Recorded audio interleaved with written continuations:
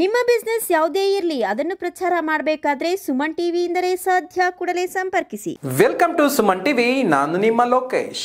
ಶಿಡ್ಲಘಟ್ಟ ತಾಲೂಕಿನ ಜಂಗಮಕೋಟೆ ಹೋಬಳಿ ಕೆಡಿಬಿ ಜಮೀನುಗಳ ರೈತ ಪರ ಹೋರಾಟಕ್ಕೆ ಸ್ಥಳೀಯ ಹಲವು ಪ್ರಗತಿಪರ ಸಂಘಟನೆಗಳ ಬೆಂಬಲ.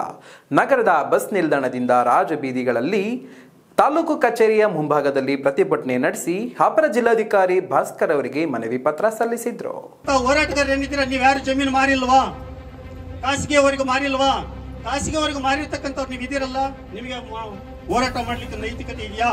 ಜಂಗಮಕೋಟೆ ಹೋಬಳಿಯ ಸುಮಾರು 13 ಹಳ್ಳಿಗಳಲ್ಲಿ 2823 ಎಕರೆ ಜಮೀನು ಕೈಗಾರಿಕಾ ಪ್ರದೇಶಾಭಿವೃದ್ಧಿ ಮಂಡಳಿಯ ಮೂಲಕ ಭೂಸ್ವಾಧೀನಪಡಿಸಿಕೊಂಡು ಕೈಗಾರಿಕೆಗಳನ್ನು ಸ್ಥಾಪನೆ ಮಾಡಲು ಸರ್ಕಾರ ಅಧಿಸೂಚನೆ ಹೊರಡಿಸಿ ಸುಮಾರು 13 ತಿಂಗಳು ಕಳೆದರೂ ಸಹ ಕೆಡಿಬಿಯ ಪ್ರಕ್ರಿಯೆಗಳು ಮಂದಗತಿಯಲ್ಲಿ ಸಾಗುತ್ತಿದ್ದು, ಘನ ಸರ್ಕಾರ ತ್ವರಿತಗತಿಯಲ್ಲಿ ಪ್ರಕ್ರಿಯೆಗಳನ್ನು ಭೂಸ್ವಾಧೀನಪಡಿಸಿಕೊಂಡು ಭೂಮಿ ನೀಡಿದ ರೈತರಿಗೆ ಉತ್ತಮ ಭೂ ಪರಿಹಾರದ ಜೊತೆಗೆ ಶಾಶ್ವತ ಪರಿಹಾರ ನೀಡುವಂತೆ ಕೋರಿ ಪ್ರಗತಿಪರ, ದಲಿತ ಪರ ಹಾಗೂ ಕನ್ನಡ ಪರ ಸಂಘಟನೆಗಳು ಇಂದು ಅಪರ ಜಿಲ್ಲಾಧಿಕಾರಿ ಭಾಸ್ಕರ್ ಅವರಿಗೆ ಮನವಿ ಸಲ್ಲಿಸಿದ್ರು.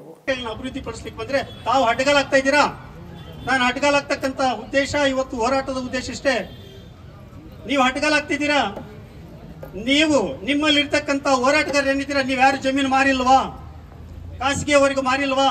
ಖಾಸಗಿಯವರೆಗೂ ಮಾರಿರ್ತಕ್ಕಂಥವ್ರು ನೀವು ಇದೀರಲ್ಲ, ನಿಮಗೆ ಹೋರಾಟ ಮಾಡ್ಲಿಕ್ಕೆ ನೈತಿಕತೆ ಇದೆಯಾ? ನಿಮ್ಗೆ ಯಾವ ನೈತಿಕತೆಯಿಂದ ಹೋರಾಟ ಮಾಡ್ತಿದ್ದೀರಾ? ಮತ್ತೆ ಖಾಸಗಿ ಲೇಔಟ್ಗಳಿಗೆ ನೀವೇ ಮುಂದಾಳತ್ವ ವಹಿಸಿ ಮಾರಾಟ ಮಾಡಿಸಿದಾರ ಇಲ್ವಾ? ಹೋರಾಟ ಮಾಡ್ತಿರ್ತಕ್ಕಂಥವ್ರಿಗೆ ಜಮೀನನ್ನ ಖಾಸಗಿಯವರು ಮಾರಾಟ ಮಾಡಿಸಿದಾರ ಇಲ್ವಾ? ಮಾಡಿಸಿದಾರಲ್ವಾ? ಅವ್ರ ಈ ದಿನ ಅಡ್ಡಗಾಲಾಗ್ತಿದ್ದಾರೆ. ಅಂದ್ರೆ ಸರ್ಕಾರ ತಗೊಂಡು ಅಭಿವೃದ್ಧಿ ಪಡಿಸೋದು ನಿಮ್ಗೆ ಇಷ್ಟ ಇಲ್ಲ.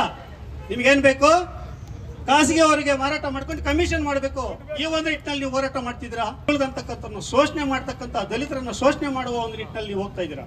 ಮತ್ತೆ ಇನ್ನೊಂದು ಹೇಳ್ತೀವಿ ಸ್ವಾಮಿ, ಜಮ್ಮಕೋಟೆ ಹೋಬಳಿಯಲ್ಲಿ ಸುಮಾರು 2000 ಎಕರೆ ಲೇಔಟ್ ಆಗಿ ಪರಿವರ್ತನೆ ಆಗಿದೆ, ನಿಜನಾ? ಈಗಾಗಲೇ ನಮ್ಮ ಮಿತ್ರರು ಹೇಳಿದ್ರು, ಆನೂರಿಂದ ತಗೊಂಡ ಜಮ್ಮಕೋಟೆವರೆಗೂ ಕೇವಲ 2000 ಎಕರೆ ಅಷ್ಟು ಭೂ ಪರಿವರ್ತನೆ ಆಗಿದೆ. ಯಾರು ಬದುಕಿದ್ದಾರೆ ಸ್ವಾಮಿ? ಅದರಿಂದ ರೈತರಿಗೆ ಅನುಕೂಲ ಆಗಿದೆಯಾ? ಆಗ ನಿಮ್ಮ ಹೋರಾಟ ಯಾಕೆ ಮಾಡಲಿಲ್ಲ? ಇದು ನಮ್ಮ ಪ್ರಶ್ನೆ. ಆಗ ಹೋರಾಟ ಮಾಡದೇ ಇರ್ತಕ್ಕಂಥವ್ರು ಇವತ್ತು ಯಾವ ದುರುದ್ದೇಶದಿಂದ ಮಾಡ್ತಾ ಇದ್ದೀರ ಅಂತ ಪ್ರಶ್ನೆ ಮಾಡ್ತಿದ್ದೇನೆ.